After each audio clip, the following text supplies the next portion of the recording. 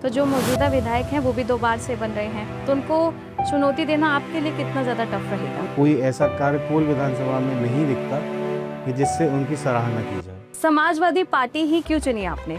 खुलकर कहूँ तो धर्म से ऊपर उठकर राजनीति करनी है तो समाजवादी पार्टी ही में ही कर पाएंगे। कोल विधानसभा में आप अपनी पोजीशन कितनी देख रहे हो? ऑब्वियसली 1 नंबर पर देख रहा हूँ। जनता मन बना चुकी है, समाजवादी सरकार का बदलाव है। हम लोग सरकार बनाने जा रहे हैं 27 में। अलीगढ़ आए हो तो मैं समझता हूँ कि अलीगढ़ के रोडों से भी आप वाकिफ़ हो चुके होंगे। 2 घंटे की बारिश में आपकी गाड़ी हो सकता है ना फंसी हो कहीं। सांसद जी ने बयान दिया था, मैं दावे के साथ कह सकता हूँ कि अलीगढ़ के कहीं पे भी आप चले जाओ तो कनॉट प्लेस लगता है। तो कुछ विजुअल्स ऐसे चल रहे हैं जिससे लगेगा कि हम लोग कनॉट प्लेस तो नहीं, लेकिन कहीं बहुत रूरल एरिया में है। बिजली के मीटर जो हैं वो लगाए गए और ये कहकर लगाए गए कि साहब बिजली के मीटर किसानों को फ्री दिए जाएंगे। उन पे बिल आ रहे हैं, पुलिस उन पे मुकदमे कर रही है इसी सरकार ने। तो विधायक जी क्यों नहीं देखते इन सब चीज़ें? विधायक जी को देखना चाहिए। नमाज तो पहले भी सड़कों पे नहीं हुआ करती थी, आज भी सड़कों पे नहीं होती है। लेकिन सोशल मीडिया पे काफ़ी वीडियोज़ हैं। कांवड़ यात्रा इतना उधम नहीं मचाती जितना सोशल मीडिया पर दिखाया जाता है। को टिकट नहीं मिली तो तब भी क्या आप ऐसी कार्य नहीं, देखिए मैं तो पार्टी का एक छोटा सा कार्यकर्ता हूँ, पार्टी के लिए काम करता हूँ और पार्टी के लिए काम करता रहूँ। Hi everyone, this is Ashu Thariwal and you are watching my new podcast. Uttar Pradesh में विधानसभा चुनाव को लेकर सरगर्मियां तेज हैं। टिकट की दावेदारियां शुरू हो चुकी हैं, राजनीतिक समीकरण भी बदल रहे हैं और कई विधानसभा में कई बड़े चेहरे अपनी टिकट की दावेदारी को मजबूत करने में जुट चुके हैं। और यही कुछ हाल अलीगढ़ के विधानसभाओं में भी देखने को मिल रहा है। कोल विधानसभा में भी ये सरगर्मियां बनी हुई हैं। ऐसे में सवाल उठता है कि समाजवादी पार्टी यहाँ से किसे अपना चेहरा बनाएगी और साथ ही क्या मौजूदा विधायक को चुनौती मिल पाएगी? इन तमाम सवालों पर जवाब देने के लिए आज हमारे साथ जो गेस्ट जुड़े हैं उनका नाम है शावेज़ खान, जो समाजवादी पार्टी के एक वरिष्ठ कार्यकर्ता हैं। लगभग 21 साल हो गए हैं इस पार्टी से जुड़े हुए और अब कोल विधानसभा से वो टिकट के दावेदार भी हैं। तो ऐसे में इन तमाम मुद्दों पर उनसे बात करेंगे और जानेंगे कि कोल विधानसभा की हवा किस पार्टी की तरफ रुख कर रही है। तो सबसे पहले सर आपका स्वागत है हिंदुस्तान तहलका पर।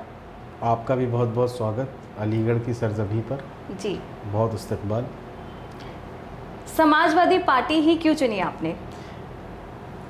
समाजवादी पार्टी में चुनना तो है ही नहीं, क्योंकि हम लोग बॉर्न, अगर ये कहें कि बॉर्न समाजवादी हैं तो बॉर्न समाजवादी।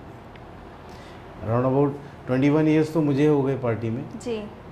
और क्योंकि इसकी विचारधारा, पार्टी का जो नेतृत्व है, उसका काम करने का तरीका, खुलकर कहूँ तो धर्म से ऊपर उठकर राजनीति करनी है तो समाजवादी पार्टी में ही कर पाएंगे। हमारे राष्ट्रीय अध्यक्ष माननीय श्री अखिलेश यादव जी एक विजनरी नेता हैं। उन्होंने काफ़ी कुछ 2012 की सरकार से 2012 से 17 तक सरकार रही, उन्होंने उत्तर प्रदेश को काफ़ी कुछ दिया। जैसे मैं बात करता हूँ कि अगर एजुकेशन पर बात करूँ तो उसमें उन्होंने लैपटॉप बांटने का काम किया बच्चों को। मेट्रो लखनऊ में उन्हीं की देन है। हाईवे कहूँ तो लखनऊ एक्सप्रेस हाईवे उनकी देन है। तो एक विजनरी नेता है। तो लगता है कि लोगों का विकास या अपने शहर का विकास और हमारे अलीगढ़ का विकास अगर हो सकता है, मौका मिला तो ज़रूर इसी पार्टी के नेतृत्व में करेंगे जी। इस वजह से समाजवादी पार्टी हमें जो है वो हमारी विचारधारा और पार्टी की विचारधारा, सबकी विचारधारा है। आपको लगभग 21 साल हो गए इस पार्टी से जुड़े हुए। जी। बिना किसी पद के आप कार्यरत रहे। देखिए, इसकी इंस्पिरेशन कैसे मिली आपको? देखिए, मेरे नेता माननीय श्री अखिलेश यादव जी, और पद होना या वो महत्व नहीं रखता। मैं एक पार्टी का छोटा सा कार्यकर्ता हूँ और उन्होंने हमेशा हम लोगों का साथ दिया है। हमारी परेशानियों में राष्ट्रीय अध्यक्ष जी हमेशा खड़े रहे हैं, साथ खड़े रहते हैं। और आप लोगों ने भी अभी देखा होगा, अभी हाल ही में देखा होगा कि किस तरीके से उनका एक क्रेज़ है राष्ट्रीय अध्यक्ष जी का। तो ये सारी चीज़ें प्रोत्साहन करती हैं जाने के लिए कि मतलब हम लोगों को इधर से कहीं और जाने का मौका क्या मतलब सोचते भी नहीं थे। कोल विधानसभा में आप अपनी पोजीशन कितनी देख रहे हो?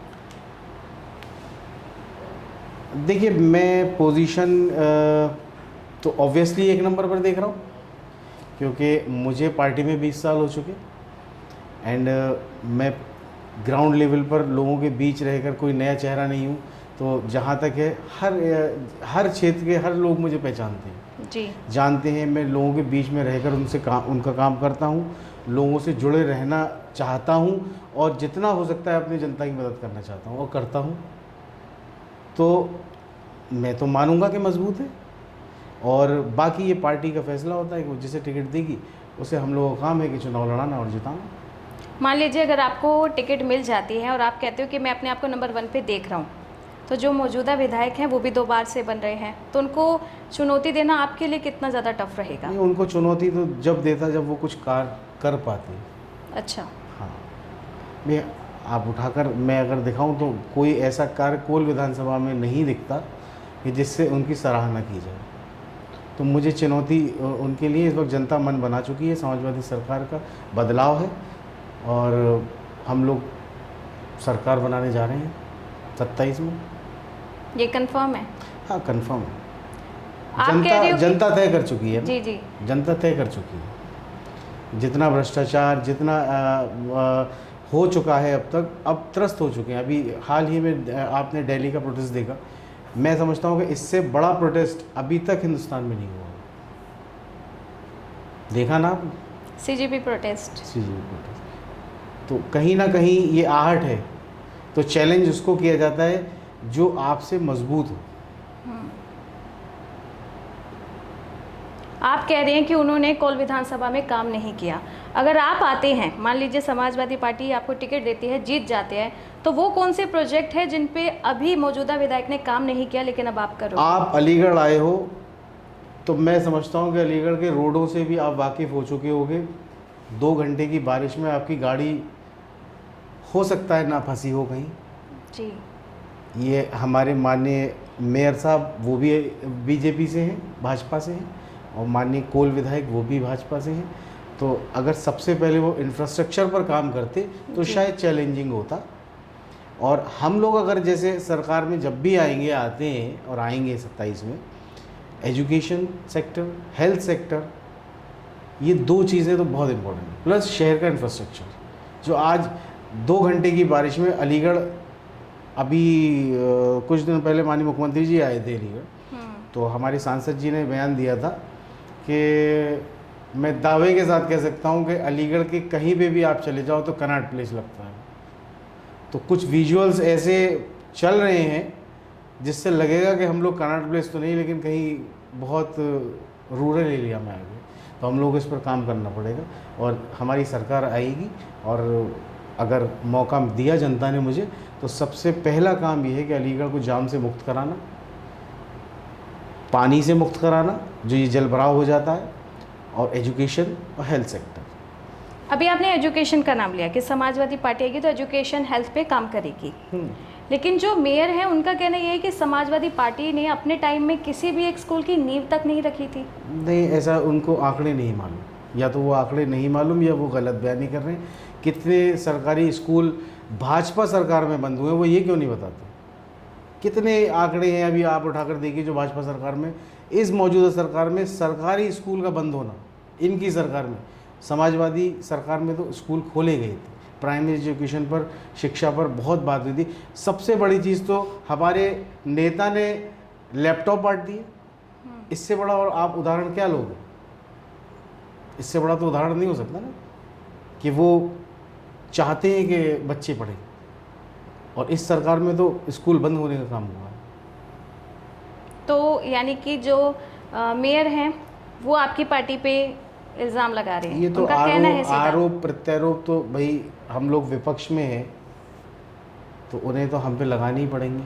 वो अगर हम पे आरोप नहीं लगाएंगे तो फिर वो राजनीति कैसे करेंगे? हमारे ही पॉडकास्ट में कोल विधानसभा से जो विधायक हैं उनका कहना था कि आप मेरे काम को जो है जनता से पूछिए, जनता मेरी रिपोर्ट काट देंगी, लेकिन आप तो कह रहे कि उन्होंने कोई काम ही नहीं किया। नहीं, मैं तो एक छोटा सा कार्यकर्ता हूँ पार्टी का, और मैं भी राजनीति करता हूँ थोड़ी बहुत, तो मुझे तो कहीं कोई दिखता नहीं। आप इधर आ जाइए, कहाँ आपको विकास दिखता है? सड़कें बन गई, इंफ्रास्ट्रक्चर अच्छा हो गया, बिजली बढ़िया हो गई, भाई ये तो बेसिक चीज़ है ना। तो इस पे उन्होंने कहाँ काम करा? ये तो शहर की बात हो गई, गांव तो आप छोड़ ही दो। हमारी कोल विधानसभा में राउंड अबाउट 90 से 100-110 गांव आते हैं। कहाँ कहाँ विकास हुआ? बिजली के मीटर जो हैं वो लगाए गए, और ये कहकर लगाए गए कि साहब बिजली के मीटर किसानों को फ्री दिए जाएंगे। उन पे बिल आ रहे हैं, पुलिस उन्हें उन पे मुकदमे कर रही है इसी सरकार में। तो विधायक जी क्यों नहीं देखते इन सब चीज़ों? विधायक जी को देखना चाहिए भाई, जनता ने वोट दिया, जनता के साथ तो खड़ा होना चाहिए विधायक जी। जी, आप ही के पार्टी के कुछ लोगों का कहना है कि कांवड़ यात्रा के दौरान जो स्कूल बंद कराए जा रहे हैं, इससे बच्चों की शिक्षा का जो है लॉस हो रहा है। बेशक लॉस तो हो रहा है, लेकिन कांवड़ यात्रा पहले भी हुआ करती थी और कांवड़ यात्रा अब भी होती है।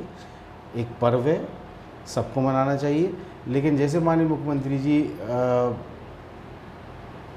एक सेकुलर बात करना चाहते हैं, तो उनको स्कूल ना बंद करा करके लीनियंसी बरतनी चाहिए, जो कि वो इससे बच्चों का नुकसान। अब आप इसी चीज़ पर देख लो कि वो शिक्षा में कितनी इंपॉर्टेंस देते हैं शिक्षा को।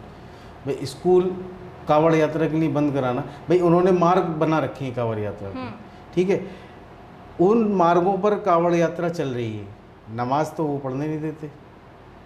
नमाज के लिए तो उन्होंने बिल्कुल सख्त मना कर दिया कि जो है नमाज नहीं होगी। तो कांवड़ यात्रा के लिए वो स्कूल बंद करा रहे हैं।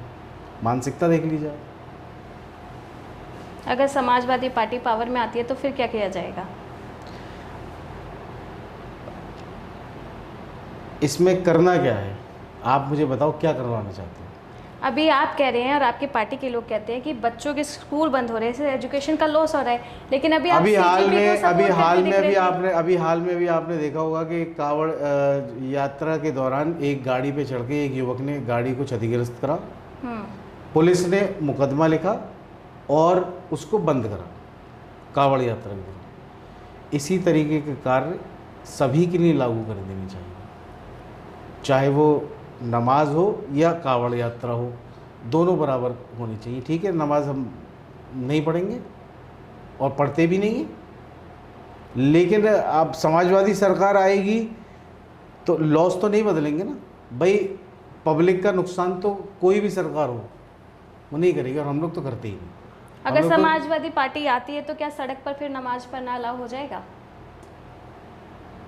नमाज तो पहले भी सड़कों पे नहीं हुआ करती थी, आज भी सड़कों पे नहीं होती है।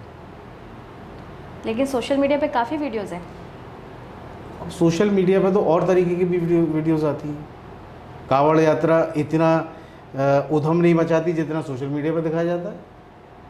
हमारे कांवड़ लेकर जा रहे हैं, वो उनको तो हम खुद जाकर के जल पिलाते हैं, नाश्ता कराते हैं, सारी चीज़ें करते हैं।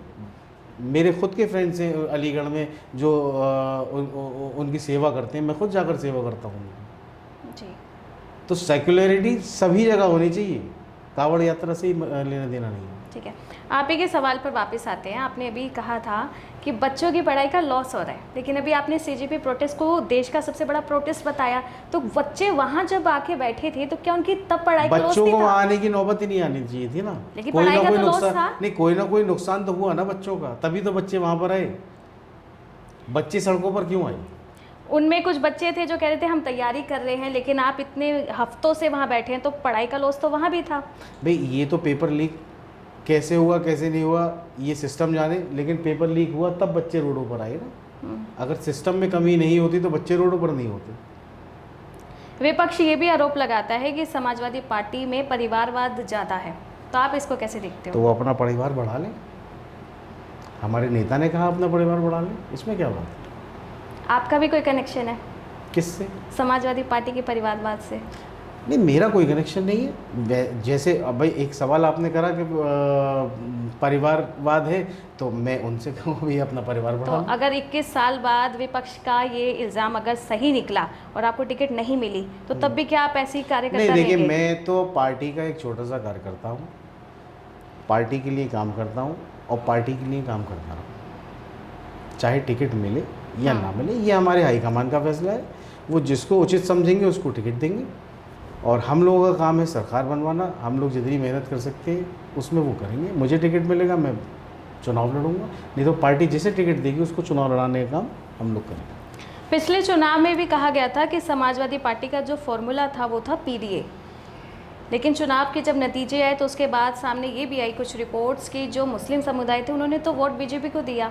तो इस बार भी पीडीए का विजन समाजवादी पार्टी कह रही कि हम लेकर आएंगे और पीडीए की जीत होगी। नहीं, तो क्या लग रहा है इस आपको? बार पीडीए पूरा तैयार है समाजवादी सरकार बनाने के लिए, क्योंकि प्रताड़ित है। अच्छा, प्रताड़ित है कितने सालों से?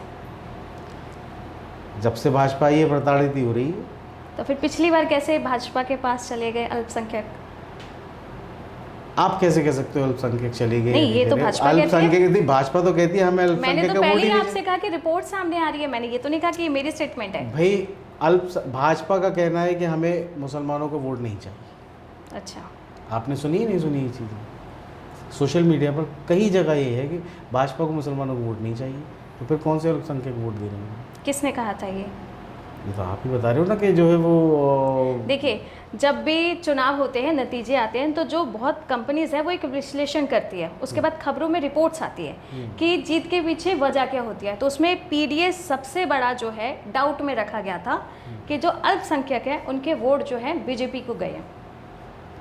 तो उसी पर मेरा सवाल है कि क्या इस बार पीडीए वाला विजन समाजवादी पार्टी पूरा कर पाएगी? देखिए, पीडीए बहुत मजबूत है और पूरी ताकत से समाजवादी सरकार बनाने जा रहा है, कहीं नहीं भटक रहा और ना भटकेगा।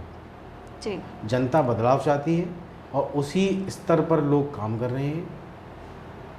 माननीय अखिलेश यादव मुख्यमंत्री बनेंगे 2027 में, समाजवादी सरकार उत्तर प्रदेश में पूर्ण बहुमत से आ रही है। अच्छा। डबल इंजन की सरकार बीजेपी कहती है कि विकास तेजी से होता है, तो ऐसे में साइकिल क्या उस रफ्तार को मात दे पाएगी?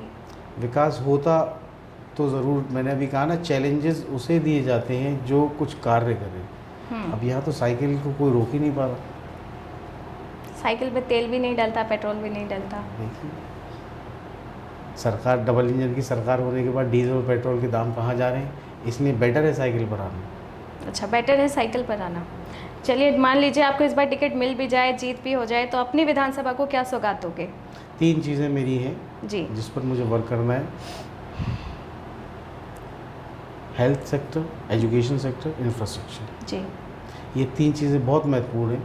बच्चों का भविष्य है, उनके लिए सरकारी स्कूल, अच्छे से अच्छे सरकारी स्कूल, जो मैं अगर बना तो ज़रूर अपने राष्ट्रीय अध्यक्ष से कहूँगा कि वो इस चीज़ को ज़रूर एक्सेप्ट करें।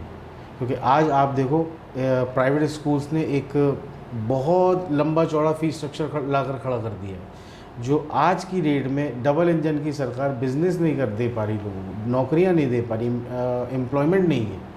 कहाँ से गरीब आदमी अपने बच्चों को पढ़ाएगा या अच्छे स्कूल में नौकरी देगा?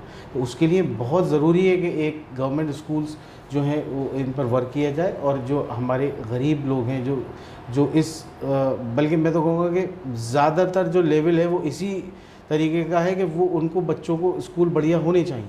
तो इस पर वर्क करना बहुत ज़रूरी है। जी। आपके ससुर पूर्व विधायक हाजी ज़मीरुल्लाह साहब ने बोला था, एक भड़काऊ भाषण दिया था कि सरकारें चाहे किसी की भी आए, टारगेट हमेशा मुसलमान होंगे। देखिए, मेरे बड़े हैं, जी, 2 बार विधायक हैं और काबिल एहतराम हैं। फ़िलहाल बीमार हैं जी, और हम सब उनकी लिए दुआ करते हैं कि वो जल्द से जल्द स्वस्थ हों, और मैं उनके लिए सिर्फ दुआ करना चाहता हूँ कि अल्लाह ताला ऊपर वाला उन्हें स्वस्थ करे, हम लोगों के बीच में आके सरपरस्ती उनकी हम लोगों को मिले। जी। लेकिन वो भी समाजवादी पार्टी से जुड़े हुए हैं, और जब उन्होंने ये कहा कि पार्टी चाहे कोई भी आए, तो इसमें तो समाजवादी पार्टी भी आई, तो आप कह रहे हो कि समाजवादी पार्टी आ रही है, तो ऐसे में क्या फिर से मुस्लिम टारगेट किए जाएंगे? देखिए, मुस्लिम टारगेट कब होते हैं? सिर्फ भाजपा सरकार में हो रहे हैं। समाजवादी पार्टी में नहीं हुए कभी? समाजवादी पार्टी तो सेकुलर पार्टी है, अच्छा, उसमें सबका सम्मान है, सब धर्मों का सम्मान है, चाहे हिंदू हो, मुसलमान हो, सिख हो, ईसाई हो, सब लोगों का सम्मान समाजवादी पार्टी में होता है। जी। 2016 में भी बाबरी मंडी के वक्त आपके ससुर का बयान था कि आरोपी मेरे घर में है, आकर पकड़ लो। सरकार चल रही थी जी। वो बाबरी मंडी वाला मुद्दा तो जग जाहिर है, सबको मालूम है, कोई छुपा हुआ नहीं है। उसमें चारों आरोपी जेल गए थे और समाजवादी सरकार चलते हुए चारों आदमी मुसलमान लड़के थे, इसलिए मैं आपको यहाँ पे भी करेक्ट कर देता हूँ कि उनको जेल भेजने का काम हम ही लोगों ने करा। अच्छा, पहले बयान दिया कि आरोपी मेरे घर में है, फिर जेल भेज दिया। देखिए वो, अब मैं उनके लिए कुछ भी कहना ही नहीं चाहता कि वो बीमार हैं और मैं उनके अगर ठीक होते तो क्या कहते स्वास्थ्य आप? के लिए दुआ करूँगा कि हम वो भी दुआ जल्द करते से- हैं कि वो ठीक हो कि जाए। वो जल्द से जल्द स्वस्थ हो और हम लोगों के सर पर हाथ रखें ताकि हम लोग और आगे बढ़ें। तो बयान के पीछे की वजह नहीं पता आपको? नहीं, मुझे नहीं मालूम, आपको नहीं पता? नहीं मुझे नहीं। चलिए ठीक है, एक आखिरी सवाल मैं आपसे लेना चाहूँगी कि बीजेपी कहती है कि उन्होंने यूपी से गुंडा राज खत्म कर दिया है। ये बहुत अहम सवाल है आपको। जी बिल्कुल। एक तरफ से ख़त्म करा है या सब तरफ से ख़त्म करा है? उन्होंने तो कहा है पूरी यूपी में गुंडा राज खत्म किया है। बीजेपी दावा करती है इस बात का, विकास किया है, गुंडा राज आप खत्म आंकड़ों किया पर है। बात करो ना, जी। आंकड़े उठाकर देखो आज कितने जगह लूट डकैती, कितने बलात्कार, रोज़ के आंकड़े अगर देखा जाए तो समाजवादी सरकार से ऊपर ही हैं, कम नहीं। जी। समाजवादी बुलेटिन जारी होता है, उसमें न्यूज़ में डेली के आंकड़े आते हैं। तो सरकार अगर ये दावा करती है तो ये रोज़ घटनाएं, कभी 13 साल की बच्ची के साथ रेप होता है, कभी 12 साल की बच्ची के साथ रेप होता है, कभी कहीं पे जो है वो बच्चों को अगवा किया जाता है। अभी हाल ही में रिसेंटली मैं आपको बताऊं, 2 दिन पहले एक 10 साल का बच्चा, 8-9 साल का बच्चा, मेडिकल है या जेएनएमसी, उसमें भीख मंगवाई जा रही थी। उस बच्चे को जब चोरी करते पकड़ा गया, वो चोरी कर रहा था बेसिकली, और जब उसे पकड़ा गया और उससे पूछताछ करी गई तो उस बच्चे की गुमशुदगी की रिपोर्ट कहाँ लिखाई गई थी? गाज़ियाबाद। और वो बच्चा बरामद हुआ यहाँ पे अलीगढ़ में, और उसको चुरा कर लाने वाले पूरे गैंग का पकड़ लिया गया, फिर उनको पुलिस के सुपुर्द किया गया। तो अपराध तो डेली हो रहे हैं और पहले से बड़े हैं, ख़त्म तो कहीं नहीं। जी, तो ये हमारी कॉन्वर्सेशन थी। यहाँ पर कोल विधानसभा से ये टिकट के दावेदार बनने जा रहे हैं, और साथ ही बता दें कि इन्होंने आज अहम मुद्दों पर बात की, क्योंकि जिस तरह से बीजेपी विकास की बात कर रही है और समाजवादी पार्टी जीत का दावा कर रही है, तो ऐसे में जनता के जो सवाल थे हमने आप तक पहुँचाए और बहुत ही बेबाकी और अनफिल्टर आपने जवाब भी दिए। तो इसी के साथ इस पॉडकास्ट को अब करते हैं हम एंड। आपको आप ही के जो कोल विधानसभा के हैं, जो अपने आप को समाजवादी पार्टी के टिकट के दावेदार मान भी रहे हैं, और कहीं ना कहीं उम्मीद है कि सब जो पार्टी है इनको चेहरा बना भी लेगी, तो आप इनकी बातों से कितनी सहमति रखते हैं, और साथ ही ये पूरी कॉन्वर्सेशन, ये पॉडकास्ट आपको कैसा लगा कमेंट बॉक्स में बता सकते हैं। इस पॉडकास्ट को ज़्यादा से ज़्यादा शेयर करें, लाइक करें, हिंदुस्तान तहलका को फॉलो करें, और अब मैं आशु धारीवाल आपसे लूँगी अलविदा। फिर मिलेंगे हम आपके साथ एक नई पॉडकास्ट नए गेस्ट के साथ।